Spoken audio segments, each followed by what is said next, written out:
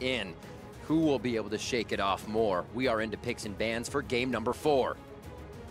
GRX sitting at match point here. And so far, Xayah certainly has been very powerful in this series. The guys on the desk were talking about it, Shark as well, of course. And, you know, 3 wins in 3 games for Xayah. Yep.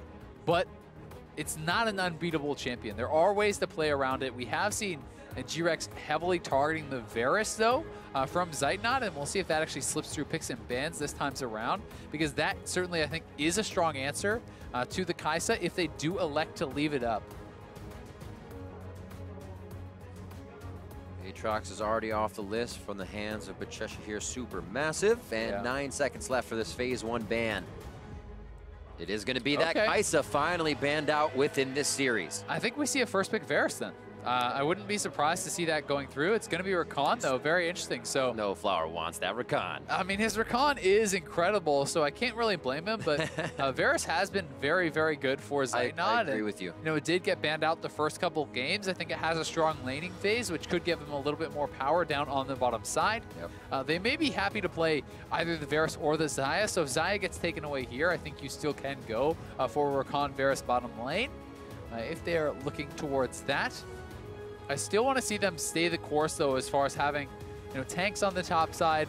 That has looked much better for fabFabulous. Yes. He has not been really a point of power, but he is also not the reason they are losing the games, and that is certainly what he was against G2, as Wonder was dominating him in carry versus carries. So the drafts have certainly improved. We'll see if they do go the way of having GBM playing a more supportive style on the Galio or Zillion, as they were talking about earlier. Galio has been getting a lot of bans in the second phase, but there is the potential to try to grab it up early if they feel that is very important, and it does pair well alongside that Rakan. But we also saw Orianna in game 1 used very well alongside the Rakan here too. Here SuperMassive selecting blue for this one, and it might be the Lucian lock-in with 13 seconds left. It is for Zeitnot. They say match it up. This might be the jungler for the side of GRX unless they decide to swap these Phase 1 picks against each other. But I was definitely looking for possibly that Galio as well. It's been very big, but GBM's been on the kind of assassin kill train so far this series. Yeah, he definitely has, but he's rode the line a little bit, with the Glacial Augment Ari trying to play a little bit more of kind of a utility-based style. That is true. They are going to grab up the Ornn, it looks like, here for PK. We are expecting the Lucian to go bot lane for Zeitnot once again, but GBM certainly could flex that over to mid if he feels that the opportunity is right. Lucian still does have potential to go there in the mid lane, but this very likely means Varus could get banned out, or sorry, will not get banned out rather, as they are going to be assuming it's going to the bottom lane. Galio taken away from GBM, as it has been really kind of every second phase in the pick ban, and we'll see if they want to target more of those utility-based champions if they kind of think those could be an issue. Something like Zillion would make sense. Something like the Orianna certainly would make sense as a fairly safe blind pick that pairs well with what they have, speeding up the Olaf, pairing up with Rakan for that other shield in there. Yep, I love it. As well as the jungler going to the wayside for GRX here. They did that last time, and they feel like they can kind of just go for a Zac or something alike.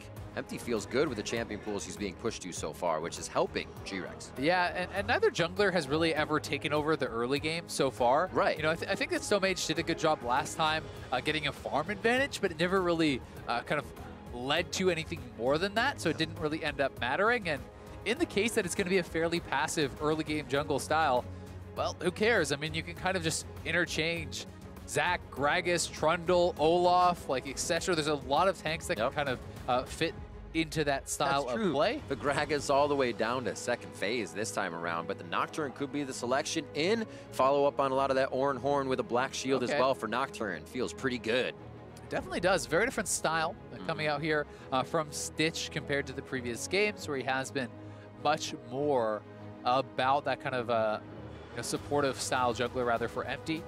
Had been playing mostly tank throughout. He did have the one Nocturne play in play-in, so certainly can flip that switch and go aggressive. It is going to be that Orianna. As I mentioned, it was played in game 1 with Rakan. Works well for the speed up there onto Olaf. For that guy charging in with the Predator boots popped. We'll see what the top lane is going to be. Sion is available, so they could go for something along those lines. Cho'Gath is also up. The Sion, I think, makes a lot of sense, Yeah, though. for fabFabulous, he loves the Sion. Controls that lane, but also could be a big menace in the team fights. The team's discussing it before they lock it in, and now you see the full lineup for Cheshire SuperMassive. Ooh. What will the final lock-in be on the side of GRX? As we see some quick hovers, but no selection. They're teasing us. Ryze would make quite a bit of sense. A lot of people do like this into Orianna. It does give you some side lane pressure. There's not really any good split pusher on the side of SuperMassive, no one that really wants to answer those waves solo. And if you lock in the Ryze, you send him to the side lane, you pair that up with a Nocturne who can back you up and look for those 2v1 kills. That's something that SuperMassive is going to have to be kind of worried about later. We also have to track the laning phase here for fabFabulous, because while he has done fairly well and fairly even in the tank versus tank matchups, if you think back to game 1, it was PK actually getting an early solo kill in the Ornn versus Sion matchup up there in the top lane. So you want to see those mistakes avoided from fabFabulous, allow the Olaf to dictate the early stages of the game, where he should have, you know, that power over the Nocturne, and really need to have a better 2v2 performance from this Lucian this game as well. Last game, they were dying in the 2v2. They were getting ganked, getting picked on. You want to see Zeitnot getting ahead of his opponent, who is playing more of this kind of scaling marksman. This is the game SuperMassive needs to show up. Coming in from the blue side, they wanted that first pick. They wanted that Rakan, as it was locked in for Snowflower's initiation. It's what has been able to set GRX off their footing. Will it be able to happen this game? Are we going to a game 5, or will GRX find themselves going to the main stage with their first Worlds appearance ever and a final game win right here in game 4? SuperMassive really has their work cut out for them to keep this series alive as we head on to the Rifts. Yeah, both teams looking for that Worlds group's berth, trying to get through that play-in stage. So many teams have fallen short already. These are the last 2 teams remaining, the last 2 teams fighting for that final spot in the group stage of Worlds 2018. Crazy to think this weekend has already seen 3 teams depart from the world stage, with 3 moving on, and who will be our 4th now to enter into those main stage groups? GRX or SuperMassive? We'll find out here if it's in this game GRX, or as I said, SuperMassive can punch back to keep it going. To mid lane, Candy on Ryze, GBM on the Orianna, fabFabulous on that Sion top once again versus PK's Ornn. Stomaged and Empty, respectively, on Olaf and Nocturne here. We'll have to see if they can get in each other's face to start things off. Yeah, you can already see a little bit of a change here from Zeitnot. Not sure if it is because of the issues that they had in the 2v2 last game, but he swapped from TP to heal. Last game, they were down that heal, and it really ended up making the difference in that 2v2 all-in. Obviously, it's not the same champion, so it may just be something where he feels more comfortable playing heal into the Xayah, but either way, is worth noting. It is that combat summoner, and both the top laners are playing Grasps. No spellbook there for PK.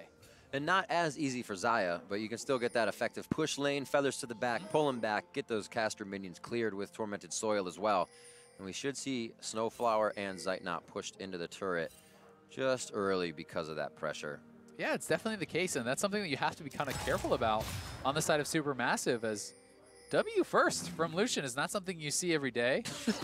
Maybe just really wanted to scout out that brush, but it is interesting, because then you think, do you want your Piercing Light to farm, or do you want your Relentless Pursuit to get out of the way of a Dark Binding? I mean, you're not fighting now. No, you are not at all. At the very least, you're not fighting till level 3, so not really a fan of the choice. I mean, maybe felt like he needed it because they didn't have vision on the bottom side, so needed to try to scout out to make sure they weren't getting cheesed or anything like that, which I could respect, saying, okay, if that happens, we just lose the series and we're out of Worlds. True. So you take a little bit of hit there, but oftentimes you're not seeing W until level 4, right? People go Q or E first, and then 2 points in Q, and then W at level 4. So they are going to be pushed pretty far back in that regard. There's level 2. They have quite a few minions to clear before that comes up for them, and it will be under the turret. So some will be missed, but experience gained, so no worries on the levels, as mirrored side scuttle grab from the junglers as they're just off the edge. Little, if they only knew. They probably do. It's not like they can fight each other anyways. So off and running from those grabs. Wow. I like this a lot. They're just mirroring each other. This is perfect. Damage onto GBM, and that is going to taunt the junglers into the fight. Candy says, no, I am low on mana, and this is not ours to win. Yeah, they do back off, and you know, Empty was actually level 2 walking into that. He did level up off some of those creeps, but Stomaged being level 3 and the Olaf just having a lot more early game dueling power is something that he wanted to be careful about. But now, looking to see if he can get in there for a smite. I don't think Empty will commit to this. This was much different in our earlier games where we actually saw them being able to push in from the side of GBM. But GBM not having too much control there as Candy was able to push him around. Control in the lane, but not for the fight. Interesting effect there. As you still see Empty harassing Stomaged in the jungle. He's going to stay for a while. They have all this pressure on the bot lane, so Zeitnot and Snowflower aren't coming up to help. Yeah, it's pretty annoying there for the Olaf, but it does look like he eventually is going to get it, and he's fairly ahead on farm. You know, he did actually take an extra camp before he went down to the scuttle, which is why he had a level advantage, and does end up securing that for himself. So, yep, Empty was pretty annoying, but he does end up just kind of falling a little bit behind as far as the pacing in that jungle. That Ardent Blaze damage really deterring Stitch. Not so much. Stitch is just taking it all. Happy to be up front. 27 to 25, so not too much CS miss. Great job by Snowflower to prep first caster minions early in the game without enough AD. As GBM and Candy farm it out 29 to 19. So even though GBM's been pushing Candy back a bit here, he's doing more fighting than farming. Yeah, you can see all those pings on a Stomaged, so he was spotted as he went over to threaten Candy there. And the roam down from fabFabulous gets them another ward in the jungle, so they really want to track Empty, and they look for a fight here. Black Shield on. Quick hits in the battle dance back from Snowflower as they deal nice damage advantage and health bot lane to Supermassive. Yeah, Stitch took quite a bit of damage there, and Ignite is available, so there is always kill potential if you can catch him, but Stitch still did have his health potion available, so probably can't go for an all-in just yet without kind of working him down a little bit more. Koala feels much better about the Black Shield on this one. At times better with Grand Entrance. He doesn't have to worry about an Alistar coming in every time he tries to save Stitch. But low on mana, they definitely have to be careful on the side of GRX so they don't get initiated on. PK, face check into the brush, but it's going to just be a back and forth between these two tanks in the early part of the game. PK's already stayed in lane to get a few of those passive builds off of his Ornn mallet. And he's just farming up at that nice, what I call a 75% mark of your lane. You're not taking too much pressure, but you're not under the turret. Easy CS in there as he's falling behind a little bit, so that's good for him. Yeah, and it's also basically the safest place you can actually play as a top laner. Always. Because if you can hold it outside of your turret, then the wave won't reset and push your opponent.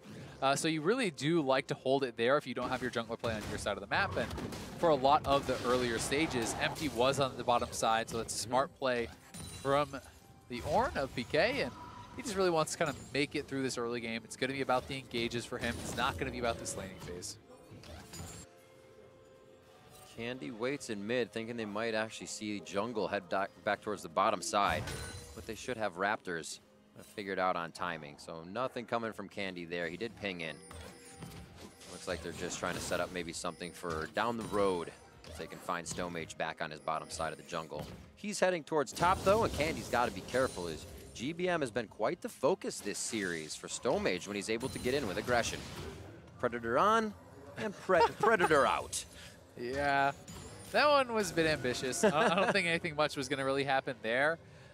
It's worth a try, I guess, but they're actually going to try to go for the fight here. Realm Warp will put him in front of GBM, but that could be a Shockwave ultimate to keep Candy in place. Damage down to Stomaged. Dragon's going to come up as he is angry about the fight in his den. And here's the Ornn Horn. Blast code over. Oh, what a shot by PK! Eagle Eye Ornn Horn coming through. And Zeitnot tries to deter Koala and Stitch from any more fight.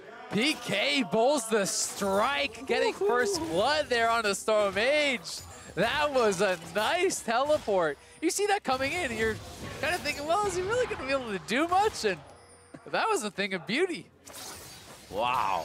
PK been pushed back to his turret all game, says, oh, look, I could get something off of this. And he very much does. He'll be happy to walk back to lane on this. Turret's already pushed up, so the wave's going to come back to him in the end. That is such a great play for the side of GRX. Yeah, that was honestly fantastic for them. And again, GRX able to get things going in that early game.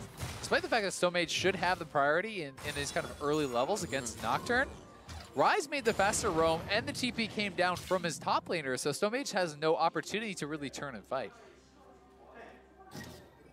Oops.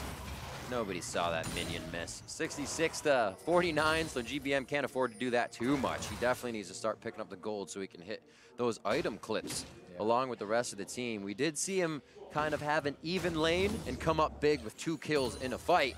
And that kind of seems to be the way that SuperMassive has been hitting par in the early game. Good in lanes, don't lose to PK and Candy, which is kind of the expectation of coming into this series. And then a wham, bam, thank you, man, when it gets the time to fight. Zeitnot, GBM come up big. We'll see this river fight one more time for your Acer Predator replay. Yeah, here is the play again. Stomaged flashing over the wall, sees the blast cone, does get tagged with the initial hit, and PK just knows he's going right into the pit. Bowls a strike, gets the first blood. They're loving it. Awesome to see Toys there as well. World champion himself, Toys from the Taipei Assassins, there to help coach Team GRX now. And it's got to be a lot of wisdom he's able to bring to the team. Good bit of experience to have on the squad for sure. A lot of these World Championships really does come down to the mental fortitude that it requires actually playing at this stage. You're so far outside of your comfort zone. You're playing against better players, you're playing with a bigger audience, and it really does become very difficult if you don't have a lot of mental fortitude. And people that have experienced that, people that have been through that, like Toys, can help to prepare the players for what they are going to have to deal with on these big stages. And sometimes it's just hearing it. You know, being nervous is okay right now. Yeah. You know, sometimes that's all you need to hear, and it can settle a few of the nerves that you need to make the plays. I can't imagine being at a different setup, different place to cheer of the crowd around you and still having to perform. These guys do it as much as they can, and they've been forced to do it for the past few weeks. Coming up on 10 minutes now, 500 gold lead, small for GRX, but big plays around the map are gonna make them feel good as they get PK going. It's been a very big thing for them. Again, harassing Stomaged at those Raptors, and again, they take them away. Yep, and while it is not that big of a gold lead, Empty is now 6 on the Nocturne. Olaf hasn't been able to get anything done, really, whatsoever here for the side of SuperMassive, so GRX is going to be feeling good, and they could actually look for a fight here if they want to. Ragnarok still there. Stomaged knows he can hold it. Not too much damage coming through just yet. From the mid lane, his tier being stacked up by Candy still. Not a lot of item spikes to be had. Even with all the bits of aggression on the map, not too many people are falling. Quick cleanup in the clear here. 103 to 86 on that bot line as Zeitnot has picked it up. Yeah, they really have. They're playing this 2v2 a lot better this time around. You know, getting themselves a CS advantage down there and working quickly towards that Blade of the Rune King. They do have level 6 on Rakan now, so if the Blood Shield is ever wasted, there is the opportunity to look for those aggressive all-ins. No ward over the pit just yet. It looks like that will easily go down. A little bit of movement speed for the side of GRX, and this team, they would love to have that Realm Warps to follow with the Nocturne ultimate, bringing a lot of people to the fight. They can get everywhere and have a very omnipresent global team that can be around the map. And it's so fun to see really good players using the Realm Warp because there's so many different creative ways you can use it. Obviously, to use the escapes and for the Ryze to chase someone down, but you can also do things like sending the Nocturne and the Ornn into the back line, using that as another way to engage, and all of a sudden the Ornn is coming in from behind you while the rest of the team is charging in front, and it can be very, very disruptive. Just one of those things that it's really high risk, high reward, right? Just thinking how silly it would be to have a Nocturne ult, and then you see him come in through Realm Warp. And then just does the 1-foot ult where he just kind of dives forward. I'm here. Here I am. It's those things that you just don't think about, so it works. Yeah. They'll never expect it. 12 minutes coming up on the clock. And we have yet to see that Nocturne Paranoia actually cry out across the rift and put SuperMassive into fear. Bot lane's pushed up pretty good as Empty's actually coming back out of base, so we may get a little bit more of that fight. The Cinderhulk fighter fixed up for Stomaged, as he's now got his warrior enchant fixed up for Empty's Nocturne. Well, this could be a 4-man bottom side play. They're actually going for 5-man bot, but Nocturne and Ryze are already here. The reel between the turret teleports coming in from fabFabulous. He starts on the enemy side of the map, and it looks like they're gonna have to maybe back out of this one. fabFabulous throws down the ultimate as he starts getting out of this. They want to turn away, but it doesn't look like GRX can actually lock down any of the kills anyways. Mistake fixed for now, but SuperMassive losing a lot of pressure to PK on the top side, who has the chance to push or teleport. Yeah, GRX was just totally ready for that, and the Nocturne ultimate being dropped dissuades a lot of it.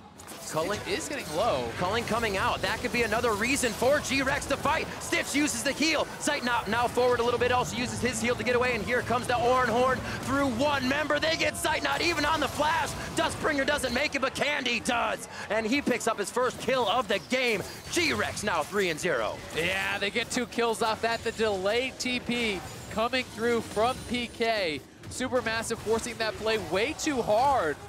Stayed around after the initial play failed and trying to get more, trying to make something out of nothing, but not being able to make it work. Fast activation here after GRX saw that, hey, this is taking SuperMassive a little bit longer than they would like.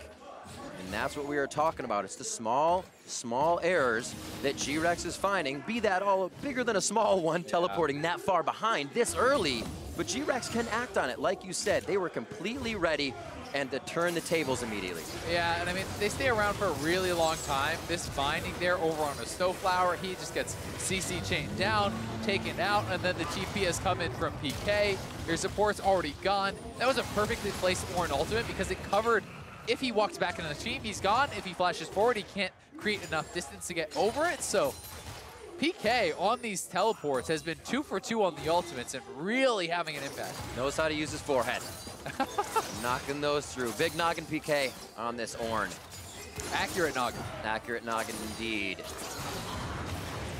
Ooh, they try to throw down Paranoia, and it will be successful in taking down Zeitnot. They won't be able to get Snowflower, though. Stomaged coming around from the side, almost grabbed Koala in a solo warding situation. But here comes GBM slowly up the river. This could file into something that SuperMassive wants to continue, as they don't have Candy rotating just yet. Got to remember the Realm Warp, this global team, semi-global, that GRX has.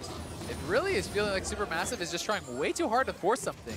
It's almost like they think they are just losing the game much more heavily than they are. Yeah. They really were not very behind before that bottom lane play. And then again, here on the top side, Zeitnot is like dashing towards the turret, under the turret, trying to 2v2 them without knowledge of where the Nocturne is. But he had heal up, so... He did have heal up. Yeah, they're going so hard for these plays. You're right. It just feels like that feels a bit desperate. You know, it feels like they are thinking to themselves, we need to make something happen now. And I don't believe that is really the case. The game is certainly far from over. Orianna has incredibly good scaling. You have double tanks on the top side. You have an explosive engage from your Rakan. Yes, Xayah probably is going to outscale the Lucian, but I don't know. I feel like you could just play a calm game still from here on out and have a good shot to win. Absolutely. Don't have to worry about PK too much in the bot side. He's kind of facilitating everything for himself. Kills, a solo kill on fabFabulous in that first game. And now back onto the Ornn again. Feels like he can just run the map when he has this champion, and we're seeing it here in game 4 on that Ornn for PK. Koala a little too close for comfort. The culling almost killing him, but it's going to be the Ignite from Snowflower to come through. His Stitch trying to be that body blocker. Rift Herald picked up by SuperMassive, and they're going to have a little bit control on the map after feeling like they've been behind.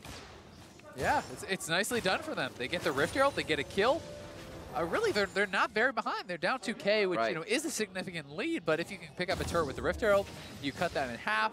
You certainly still are going to have your opportunities. And this is just feeling like the pressure getting to them. Ever since that game 2, they have felt a little bit more fast and loose. They have felt like they are trying to force things where the plays aren't necessarily presenting themselves. And want to see them play a little bit more patient, a little bit more reserved. Wait until those opportunities come to you. Wait until you have vision on the rest of the members, so you know that the play is going to work.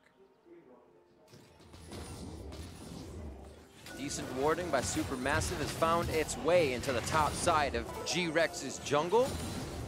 GRX has only been able to place one forward ward. A lot of what Snowflower wants to do on this Rakan relies and is based on those wards, having vision of one or two members.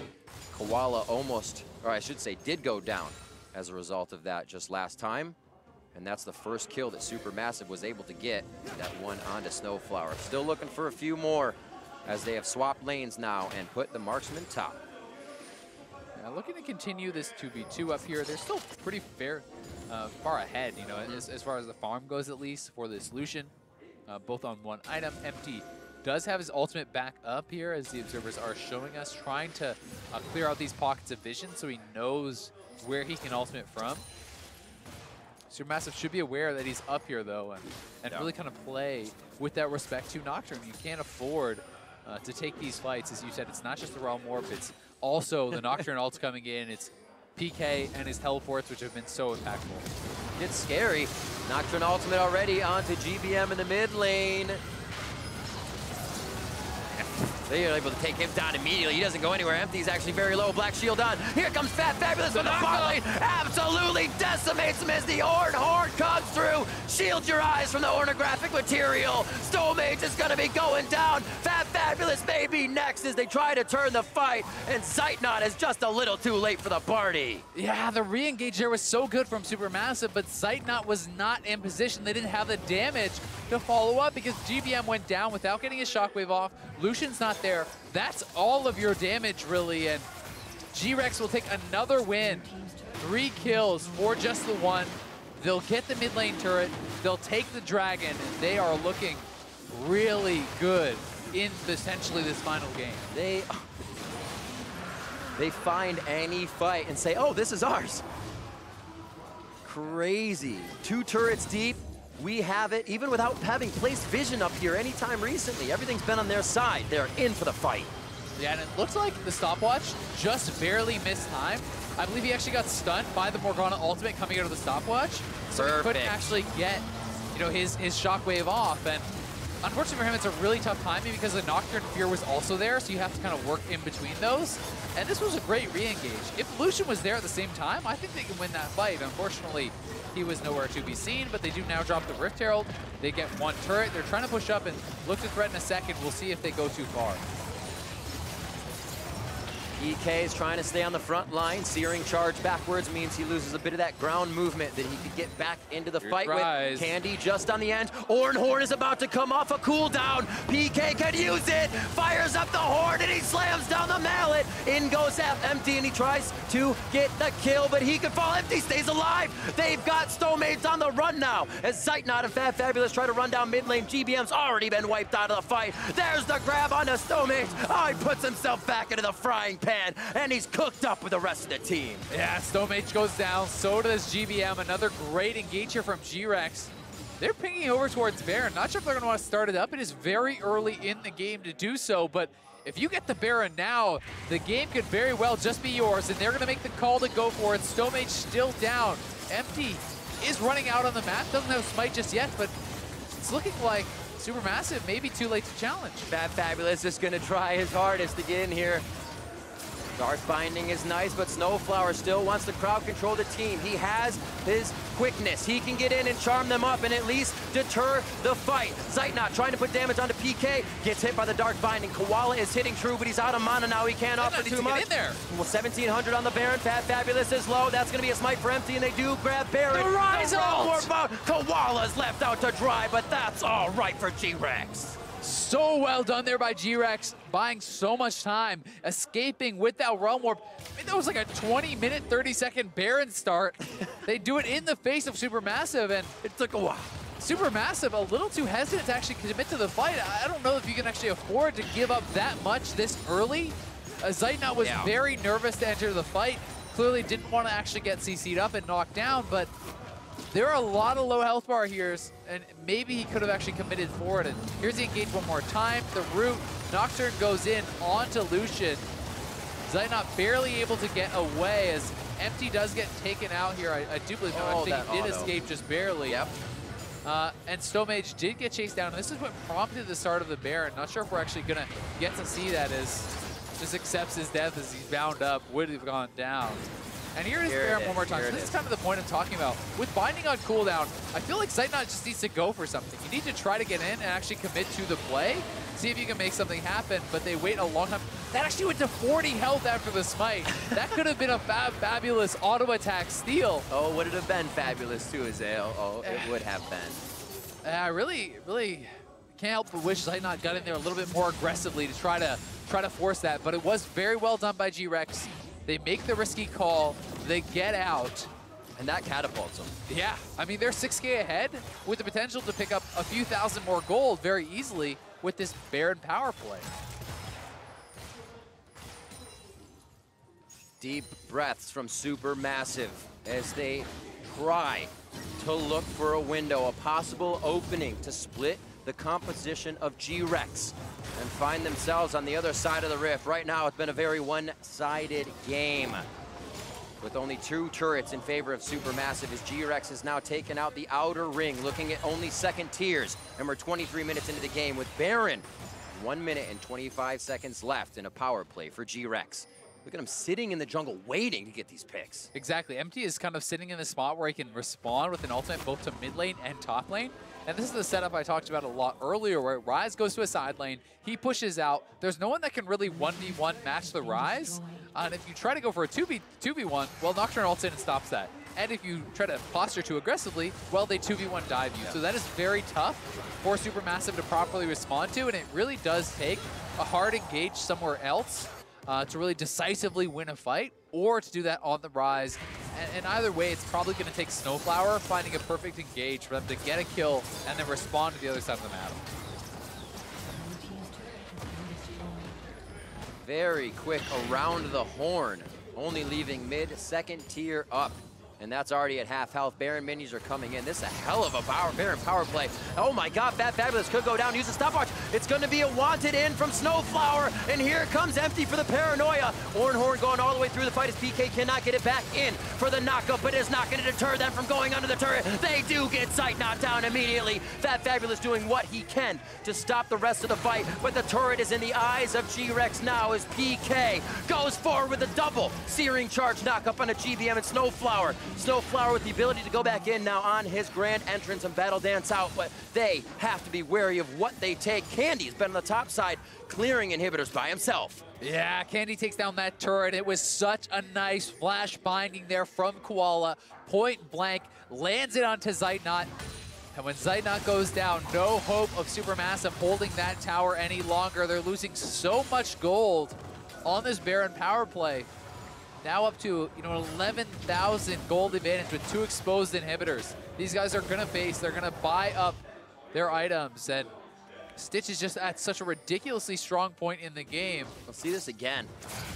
Yeah, so here it is one more time, the initial play over onto fabFabulous. The stopwatch was well used there to buy some time, but a really nice Xayah ultimate, buying him space. And yes, he does get charmed up after the ultimate expires, but he's already created enough space and there's no follow-up to come through to actually get over onto him. Then watch this flash here from Koala, point blank, around the minion, right onto the Lucian. That was a thing of beauty from the Morgana support. That nets them another inhibitor turret, buying time for Candy up on the top side as well, and GRX are 1 fight away from getting through play-ins, for making it to groups. Some would say raise your koalas. Raise your koalas. After a play like that, in a different way. But Koala coming up big for his team. And you got to think, look at the participation scores across the board for GRX. Everybody's had their hand in the pie. Everyone's participating, and Zeitnot is getting a little hyphy as they want to solidify some kills. They say GRX has taken too much. Airborne knocked up, knocked down is Koala as he gets a taste of his own medicine. Candy and PK from the other side now. Empty puts himself in the frying pan. No, he's going to go down to the GA. Zeitnot's on the right side of the fight. Eyes onto him as he tries to deliver in the Lucian damage. A great kill onto Empty coming in from GBM, and Stitch is looking for his targets. Not even afraid of a 2v1. fabFabulous falls into Sion death form, and Stitch able to push the rest of the members of SuperMassive out. Down goes Snowflower. And this could do it. We'll see. They're actually not even going to try to push the base. They won't, nope. They're just taking an inhibitor, and wow, I'm actually really surprised they're not even going to try to go straight for those inhibitors. At the very least, they will take the Infernal. They're trying to play it calm and collected, and right before that fight, Stitch bought an entire IE. He had that much gold in his bags. I didn't know we had coupons in League of Legends. He is ridiculously strong. So here it is one more time. Let's see this. Ornn down on the bottom side, Ryze up on the top side. They need to force an engage. So in goes Zeitnot onto empty. Another nice binding from Koala to buy time. Great stopwatch there to actually buy some more. And then Stitch trying to fight this out. 1v4 situation here, pulling the feathers back through, gets a lot of members low, and as Candy and PK arrive, in goes empty, trying to buy time for the rest of the team. And the shockwave does come out here from GBM, catches two, finishing off empty, but Stitch is just running through them. Stitch just barrels through, and you can see how scared Zeitnot is at that moment. Yeah, I mean, Stitch is ridiculously strong right out of that fight. Oh my god! He upgrades the IE with the Ornn upgrade there, so the Infernal Infinity Edge just is completed. Under triple the damage of Zeitnot. Yeah, I mean, he's ridiculous. And if you chase him into a corridor like that, the feathers getting pulled through are just devastating. So Stitch certainly putting on a hell of a performance here. Thousands of gold ahead of his opponent. One team fight away from ending this. They have control around Bear. They want to play it safe. They want to play it smart. So they're going to look to try to get a pick and then go to Bear. Look at Snowflower on this side. You can see he was hoping that where my eyes are. Would kind of push up, and he could try to find that engage. Because really, to win a fight from 12,000 gold down, it needs to be an incredible engage. Do you feel like this is necessary, Azael? I don't know. They feel like they can turn, I think, for the fight. And I think they're not going to commit fully to the Baron. PK's tanking it up, so they're trying to bring SuperMassive over to them. And they may just run up to the top lane and push that down. Who's going to make it to base first? Who's faster? SuperMassive might want to get on the defensive side of this play. GRX is able to route them now down the left side. Base gate's going to be opened up by fabFabulous, so they have a bit more of an entrance in. Zeitnot's already there to defend. And it's just going to be a slow defense. GRX is now going to play the yo-yo game until they get SuperMassive where they want them. It's minions in the bottom lane, though, that fabFabulous has to respond to. So a beautiful Realm Orb right over to Baron. Teleports there. There's wards all over for fabFabulous to get in. Eyes on Stomaged for the Rakan. Where's Snowflower going to go to the back line with his quickness? Ornn goes out but doesn't do too much damage. Koala is taking a hell of a lot of damage to start. PK is not in a good spot. And so far, so good for SuperMassive to find the fight that could become in the next few seconds. fabFabulous is going to be the first one here to get some base checked in. They don't have a lot of vision to do this, so it's a very haphazard walk-in for this initiation for Zeitnot. He is in the face of Candy, almost two-shot by the machine gun mage. Candy gets out alive. Quickness is used. Huge battle dance and entrance there as GRX can now re-look at the fight. Big damage from Stitch. Sonya's onto Stomaged as he is forced to use a bit of that utility. It looks disgusting, Azael. A clinic here from GRX if they can win the fight, but it is going to be Candy shut down first. fabFabulous trying to deny PK, trying to deny Stitch. Koala 200 HP from going down, and it looks like SuperMassive has turned the tide of the fight. PK is going to go down, and GRX is looking sore on this one. SuperMassive against the odds and kite out the fight. Such good positioning, such strong presence of mind there to play that calm through those tense moments, and they get 2 kills. They're the ones going for the Baron here. Empty is alive with Flash. He could look to steal it. Stitch is here as well, and he is ridiculously strong. An amazing series of absorbing whatever GRX could throw at them. And now, 30 minutes in, SuperMassive start the Baron for themselves with GRX and 3 members on the side. Featherstorm dodging out on the dissonance move coming in from GBM, denies quite a bit of the damage, and Empty will follow the team back to their base. The minions are going to get the inhibitor in the bottom lane. Huge wave up in the top lane here as well. GRX do stave them off, but oh my god, this game is close. You would not believe that was from a 12,000 gold deficit. Absolutely. It's not even that GRX is giving the respect. It's that GRX taunted Baron and then actually didn't know how to deal with SuperMassive. And SuperMassive is just taking the respect. They're saying you must respect our team fighting ability. You must respect our chance in this game. They are finding windows where they can look for picks. Snowflower going over onto Candy, pushing him out of the fight. The whole team grouping back up, but it's GRX once again on the Baron, and this is dying so fast. SuperMassive, if Snowflower is there, it's a possibility. The quickness charms everyone up. Right now, it is literally the best tool they have to stop all damage towards Baron, to get SuperMassive into the fight. And if Snowflower can get in, there's a very good chance each time. But it's so hard now for SuperMassive. No teleport available. The bot lane is going to be pushing in with super minions. Good calling onto the Koala, though. Down to half HP. Does get him low, so SuperMassive have to make a play now. You either go bottom, answer that wave, GRX will start Baron, or you try to force Baron on 5v5 immediately, and that's so hard to do from this monumental gold deficit. So they're going to send people down to bottom lane to try to push that out. And we're getting... That means GRX will go right back to Baron. It's getting close to the impossible Elder Drake as well. If that's a fourth Infernal in favor of GRX, that's a forced fight for SuperMassive as it comes up. Yeah, definitely could be, but at this point, when you're that far down, maybe you just give it. You're living on a hope and a prayer at this point anyway. You need to have a fight that you have vision around, that you know what is coming, and they at least know that GRX has not started the Baron yet.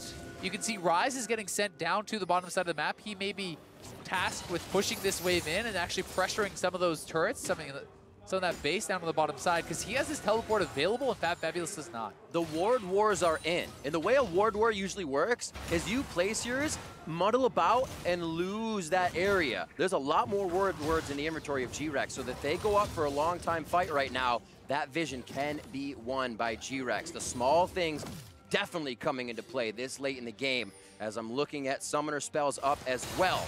A few flashes and heals on each side about to come up, and probably before that next fight. Yeah, you always have to keep track of the vision, keep track of those summoner spells. They mean so much going into these late game fights where one mistake could decide this entire series, send a team home from Worlds. And Empty is onto the Infernal, but SuperMassive doesn't have the ability to challenge this. They don't have vision in the area. They don't have, you know, the knowledge of where everyone is. And if you step forward and have one bad fight, the game ends just like that. So they need to pick their moment, and they're going to try to look for a fight where they at least have vision, where they at least know what's going on. But it's GRX onto the Baron once more. Whoa, they started with 3. They actually have Candy on the bot side to teleport in on this one, and he can't get fabFabulous can't get there. Teleports down for him. Ornn comes out. They got 2 into the choke point on the bot side of jungle. But here comes the rest of SuperMassive on the backside. A nice hit up by PK in the searing charge. And a very much resurrecting Zeitnot, trying to stay alive as he gets himself back up. Relentless pursuit to safety as PK will now take down Snowflower, and this could be it, Azael. A fight on 2 fronts. They're teaming in the base. Could not handle. That's going to be Stomaged going down. GRX looking great inside the base of SuperMassive. Unstoppable as he gets into the base. fabFabulous stays alive as he can give one last ounce of breath with Zeitnot to defend the Nexus. GRX looking to move on to the main stage. 18-8 in one of the bloodiest series we've had as teams try to make it. Fabulous low, but it is GRX, Stitch, Koala, and PK to put the finishing touches on the game. They know they've got it. They're padding the stats. GRX has to feel fantastic in their first ever appearance at Worlds. They're going to be making it to the main stage. SuperMassive doing everything they can to stop them, but it'll never be enough. GRX is moving on. And what a series from the LMS third seed, 3-1, battling back in multiple games, getting stronger and stronger throughout the showing, throughout the day. They really did earn it here, and Stitch has put on such an incredible performance throughout the group stage, throughout the knockout stage here today against Zeitnot and Snowflower. And what a lane that was to watch. I cannot wait for what the rest of Worlds has for us. Hot damn! We're just getting started, Riv. Game so far. What a series. SuperMassive almost pushing it to 5. But the team on your screen, GRX, will be making it to the main stage here at Worlds, one step closer to the Summoners Cup. Yeah, and now it's up to decide which group they will be entering into and how far they can go, as you say. This is just the beginning of their journey, and a bright future for a lot of these young players here coming onto the stage, performing very well. LMS third seed did not make it into the group stage at Worlds last year round. They got knocked out in the play-in this time. GRX makes no mistake about that. 7-1 throughout the play-in event, including the knockout stage. A very good performance from them, but honestly, this series felt a lot closer than the scoreline will show you, because it's a 3-1 on paper, but SuperMassive, they were this close to sealing game number 2. They would have been up 2-0, and you can look at a totally different series, a totally different mindset going into that game. I think it's a lot closer than what the end game tells you, but also the stats coming in by the numbers were in favor of GRX. For what an awesome showing from SuperMassive here on the world stage. For more on today's action and to cover the group draw, let's head over to Shocks and Friends for World's Cooldown.